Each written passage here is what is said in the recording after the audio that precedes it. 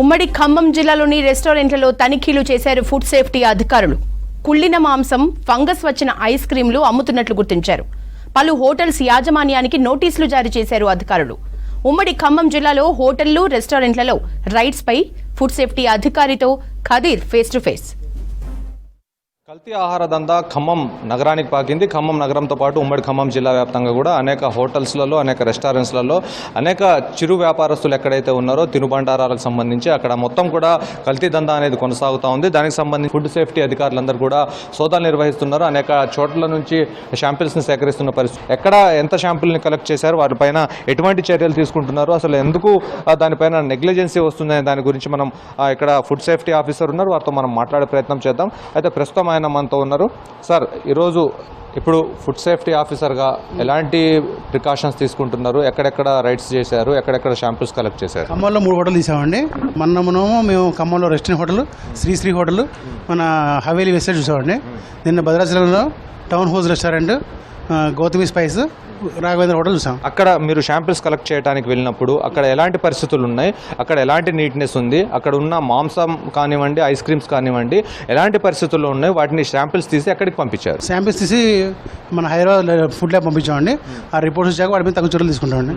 అంటే అక్కడ అసలు శాంపిల్స్ తీసుకోవాల్సిన అవసరం వచ్చింది? అక్కడ ఫుడ్ ఎలా కనిపించింది మీకు? అంటే ఫుడ్ అయితే కొంత బాగాలేదు, కొంత వాళ్ళు ఏంటంటే చికెన్ అనేది కొంత ఫ్రిడ్జ్లో పెట్టారు వాళ్ళు.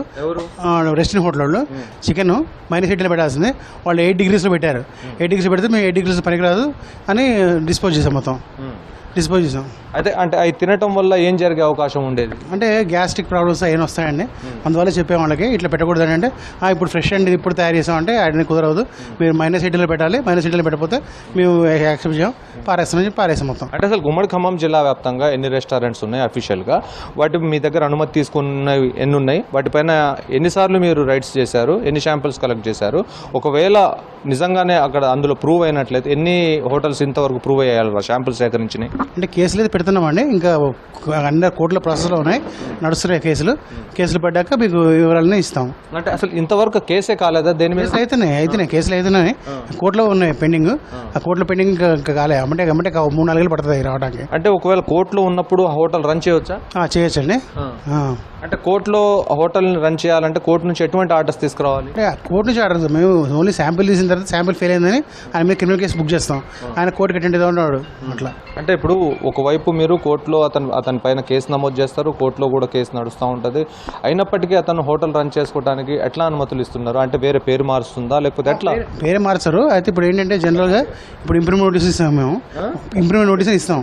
14 రోజులు రెక్టిఫై చేసుకొని మాకు ఇంప్లిమెంట్ చేసి వాళ్ళు మాకు రెక్టిఫై చేస్తారు. అప్పుడు మళ్ళీ మేము వెరిఫై చేసి చూస్తే బాగుంటే ఓకే అని చెప్తాం, లేకపోతే కనుక లైసెన్స్ క్యాన్సిల్ చేస్తాం. అట్లా లైసెన్స్ క్యాన్సిల్ చేసిన హోటల్స్ ఏమైనా ఉన్నాయి? లేవండి, ఇంకా ఏం లేవు. కొత్తగా మొదలుపెట్టాం ఇది ఇప్పుడు 4B కింద కమిషనర్ గారి దగ్గర ఆర్డర్ ప్రకారం వాళ్ళ మీద ఇప్పుడు ఇలా 6 మీద కేసులు బుక్ చేస్తున్నాం.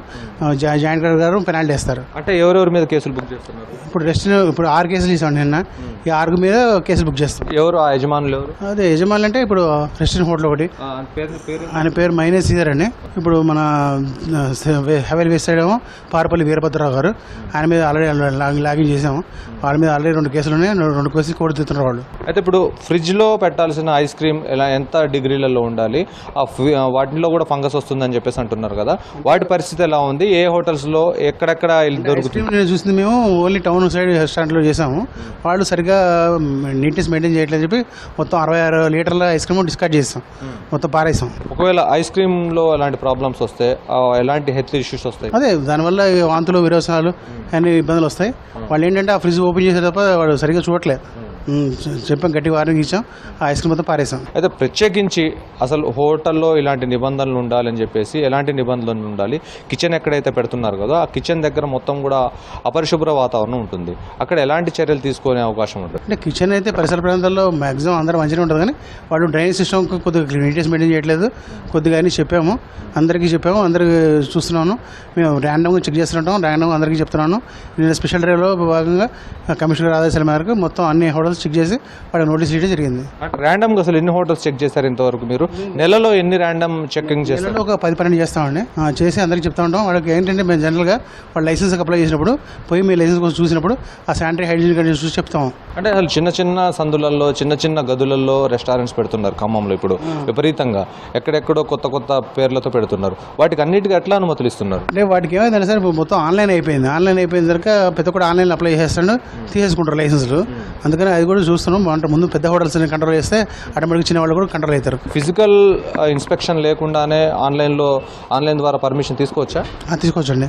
ఆన్లైన్లో అప్లై చేస్తే వాళ్ళకి వచ్చేస్తుంది కాపీ. అయితే అంటే దానికి ఇట్లాంటి నామ్స్ ఉండాలి అని చెప్పేసి ఆన్లైన్లో మెజర్మెంట్స్ ఉండాలి అనేది లేదు. అంటే ఏంటంటే దాని మెజర్మెంట్స్ ఏమి ఉండవు. వాళ్ళకి ఆధార్ కార్డు ఉండాలి, జిఎస్టీ కానీ ట్రేడ్ లైసెన్స్ కానీ ఏదో ఉండాలి. అవి అప్లోడ్ చేస్తే ఆటోమేటిక్ కాపీ వచ్చేస్తారు. దీనికి సంబంధించి ఖచ్చితంగా దీనిపైన కఠిన చర్యలు తీసుకోవాలని చెప్పేసి ప్రజల నుంచి కూడా బలంగా డిమాండ్ వినిపిస్తూ ఉంది. వీడియో జర్నలిస్ట్ హర్షత్తో కదీర్, V6 న్యూస్, ఖమ్మం.